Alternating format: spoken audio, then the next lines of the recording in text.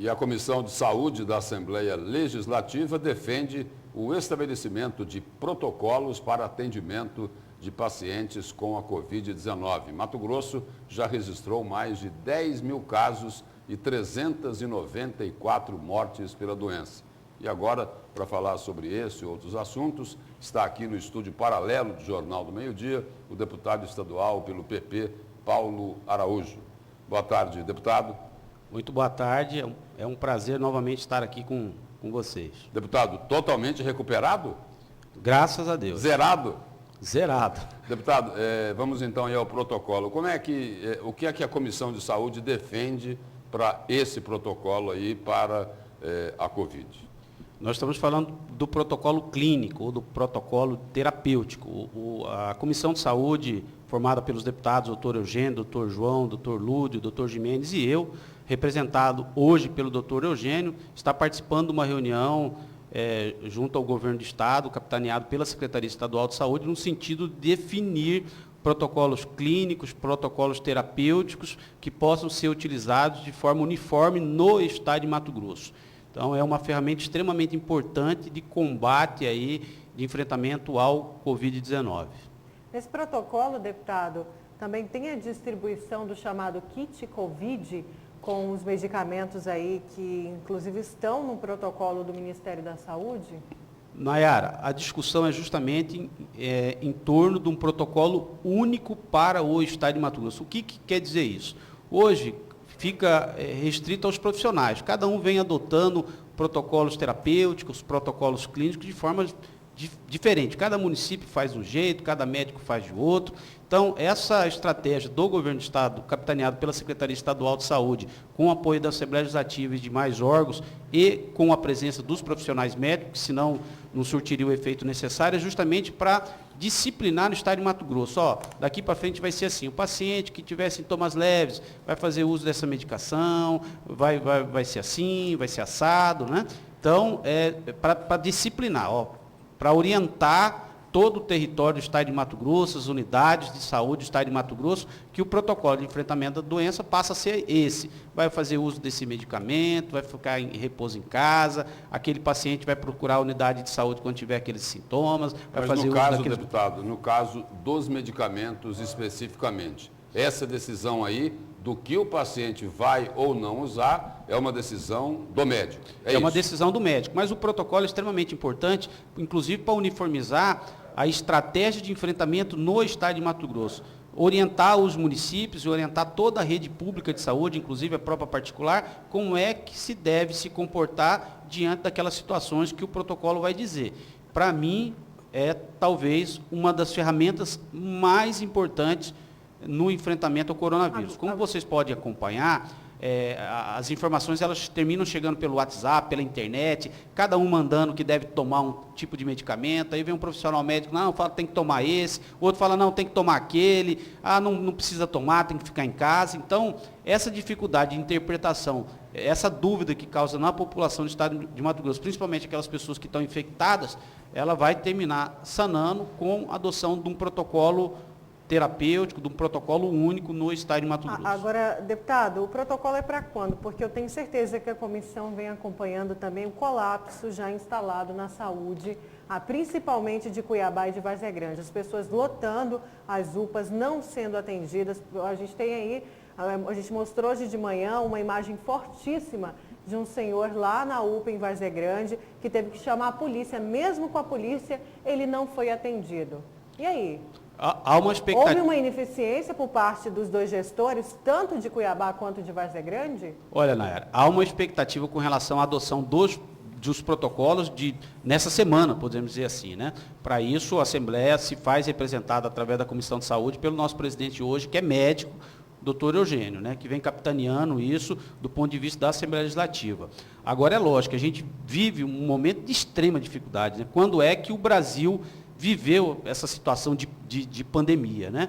Então, é lógico que o poder público, os municípios, o próprio Brasil não adotou protocolo único, podemos dizer assim, no território nacional como um todo, teve muita dificuldade com relação ao alinhamento do governo federal, tanto é que hoje nós não temos um ministro O ministro da Saúde é um ministro interino, nós tivemos, vocês puderam acompanhar uma divergência muito grande do nível estratégico do governo federal, com o ex-ministro Mandetta, e logicamente que toda essa dificuldade de alinhamento da política nacional orientada pela Organização Mundial de Saúde, ela teve reflexo negativo nos municípios, no estado de Mato Grosso. Então, o estado de Mato Grosso, em que pese ter adotado uma estratégia diferente das orientações do governo federal, falo do nível estratégico, vem tentando, juntamente em parceria com os municípios, de ampliar consideravelmente os números de leitos, que é justamente aqueles percentuais negativos hoje. Tem os boletins que são publicados pela Secretaria Estadual de Saúde, que dá aí uma taxa de ocupação em torno de 85%, 90%, 100% dos leitos de UTI. Então, deputado, até o final dessa semana, teremos aí 100% da taxa de ocupação nas UTIs? Na opinião do senhor? Não, o bem da verdade, você pegar os relatórios de taxa, de percentual de ocupação, a maior parte das unidades hospitalares estão com 100% de taxa de ocupação. O que eventualmente, das vagas disponíveis, é justamente os óbitos que vem acontecendo, né? Por exemplo, ontem, se eu não me engano, foram 20 e poucos óbitos, né? Então, é justamente esses óbitos que terminam abaixando a taxa de ocupação desses leitos de UTI, mas o que, bem da verdade, nós temos aí as UTIs não só no público, mas também no privado, com taxa de ocupação de quase 100%. Agora, deputado, vamos falar aí de um outro assunto. O senhor entrou no embate com um colega seu parlamentar, o deputado Wilson Santos, que também vem sendo muito criticado pelos professores por conta do posicionamento dele. Tudo isso por conta aí da derrubada do veto do governo em relação ao auxílio para os professores que estão até hoje sem contrato, que estão pedindo ajuda para o governo desde março, desde o início da pandemia. Deputado, só quero complementar a pergunta da Nayara sobre aquela confusão que teve lá na discussão lá da reforma da Previdência. O deputado Wilson Santos disse ou não disse que os servidores são responsáveis pelo rombo na Previdência de Mato Grosso? Olha, o senhor até saiu da reunião, não saiu?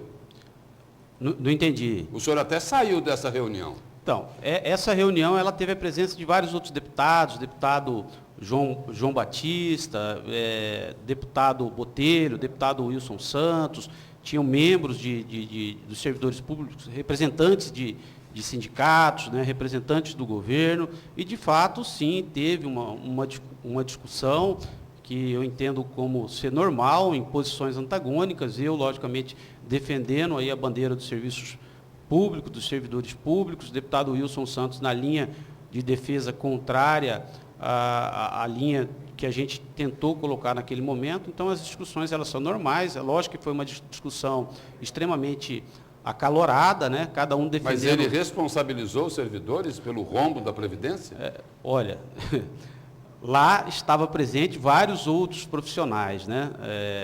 Na verdade, naquele momento, eu não fiquei toda a reunião, eu mantive o posicionamento em defesa, inclusive trazendo números suficientes para que pudesse convencer não só o deputado Wilson Santos, mas também os membros do governo que estavam naquele momento, inclusive o nosso presidente Botelho, que vem sendo juiz, aí, podemos dizer, das demandas, aí, tanto do governo do Estado, quanto dos presidentes de sindicatos e também dos deputados da Assembleia Legislativa. Eu vejo aquela discussão acalorada como legítima, né? Cada um defendendo o seu ponto de vista, e, logicamente, que eu sempre disse e reitero, eu sou servidor público de carreira, eu acredito no serviço público e não voto matéria contra o servidor público, em hipótese alguma, ainda mais porque eu entendo que a regra da Previdência, em que pese ser necessária, e nós não somos hipócritas para entender que nós precisamos, sim, discutir uma reforma da Previdência. Para isso, nós somos a favor, sim, de 35 anos de contribuição para os homens, de 30 anos para as mulheres, mas nós precisamos ter regra de transição. Nós não podemos ter quebra de contrato, principalmente para aqueles servidores que entraram há muitos anos atrás, que quando fizeram o concurso público, lá tinha um edital que ditava as regras daquele edital, bem como as condições da época para você poder aposentar. Para mim, não parece ser justo nem razoável que haja uma quebra justamente na questão da transição. Tem muitos servidores que estão a 90%, 95% em vias de se aposentar, né? E eu entendo que o posicionamento da Assembleia Legislativa, formado por os deputados que defendem a bandeira do serviço público, é legítima, é legítima. Por isso, logicamente, que ocorreu aquela discussão acalorada com o deputado Wilson Santos, né? Inclusive, eu respeito o posicionamento do colega deputado Wilson Santos. Nós precisamos respeitar os posicionamentos contrários. Lá tem deputado que representa os barões, tem deputado que representa o comércio, tem deputado que representa as indústrias, tem deputado de forma legítima que representa também os servidores públicos. Eu faço parte da bancada dos deputados que defende o servidor público. Só para a gente encerrar sobre essa questão dos interinos, o senhor até citou agora o deputado Eduardo Botelho, que inclusive alfinetou aí o governo do estado, dizendo que o governo devia sim governar para quem mais precisa, né, já que esses servidores, esses professores estão pedindo desde o início de março algum tipo de auxílio. Esse auxílio deve chegar até a próxima semana na conta desses professores sem contrato? Olha, o deputado Eduardo Botelho, como vocês podem acompanhar, dificilmente ele omite opinião, ele sempre conduz com base no regimento. Ele mesmo diz que ele é escravo do regimento. E causou uma certa surpresa, eu acredito até um pouco incomodado pelas situações que chegam dos professores. Nayara, a deputada Janaína, por exemplo, postou um áudio de uma professora chorando, e a filhinha dela, vendo ela chorar, falou: mamãe, não chora, com a dificuldade que ela estava tendo de colocar comida em casa. E isso termina sensibilizando os deputados. É gente que está ali no dia a dia, é gente que está ali no contato, e isso sensibiliza mesmo. Eu acredito que foi isso que fez com que o deputado Botelho pudesse dar aquele grito de liberdade ali em defesa dos profissionais. Ninguém ali quer confrontar, medir força com o governo do estado de forma alguma. O que a gente está, na verdade, tentando fazer ali é mediar uma situação um pouco mais social. O governo é muito focado na gestão, de resolver problemas macros. Eu faço parte da base, eu entendo que o governo, na grande maioria, ele acerta, mas tem que ter uma sensibilidade um pouco mais social nessas causas que sensibilizam os deputados. O veto foi derrubado, deputado, agora é só sancionar, e a Assembleia que vai sancionar, não é isso? Pode ser a Assembleia. Eu vi, inclusive, uma matéria agora do secretário adjunto de Educação, dizendo que vai cumprir aí a legislação, e a gente espera que de fato esse recurso ele possa chegar para esses professores, né? Que a educação é tudo na vida de um ser humano. A educação, é saúde, segurança pública, mas a gente tem que valorizar esses guerreiros, esses profissionais da educação. Nós precisamos ter pensar mais as dificuldades dos outros. Nós estamos num momento de extrema dificuldade e não seria diferente a Assembleia se pautar da forma como se pautou. Eu, inclusive, quero aqui dar os parabéns ao presidente Eduardo Botelho, todos aqueles deputados, logicamente respeitando aqueles posicionamentos daqueles deputados que votaram contra, que o voto termina sendo secreto. Inclusive tem um projeto meu tramitando para que o voto seja aberto para a gente saber, a população acompanhar quem que vota a favor, quem que vota contra, até para servir aí de prestação de conta aos eleitores dos respectivos deputados. Deputado, obrigado pela presença e pelas informações do senhor aqui no Jornal do Meio-Dia. Eu que agradeço. Obrigada.